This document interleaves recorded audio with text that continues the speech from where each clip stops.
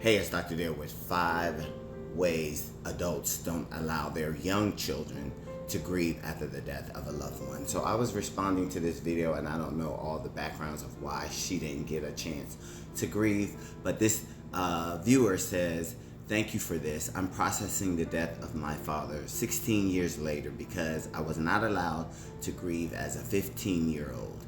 It's the most painful experience of my adult life processing this, and I am praying for you." It is difficult processing loss. People think because it happened such a long time ago that it's just going to go away, and that's not the case. I'm sure you know. But here's 5 ways that adults don't allow children to grieve. So if you have young children and there's a loss in the family, or friends, somebody lost a friend, please check in with your child. That leads me to number 1. I think we believe in our society that children should be seen and not heard. And that's a disservice to our children. And that leads me to number 2. We assume that the child is okay. Oh, they're a child. They're okay. They're going to get over it. They're going to bounce back. They're resilient. And that's not the case all the time. And that leads me to number 3.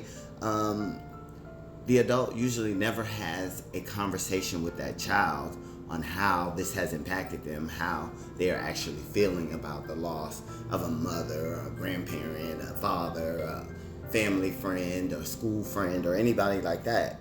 You just don't have those conversations. Again, we go back to that seen but not heard. And that leads me to number 4. We assume that any bad behavior during this time is just them being bad. No, they're probably seeking attention. They probably don't understand what is happening. Why is this person gone? Why am I hurting? What do I do with this hurt that I'm feeling?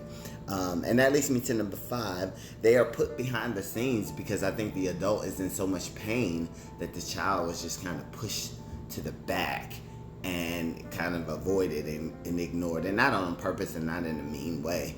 It's just this process is hard. And I don't know if this is what Autumn was saying, but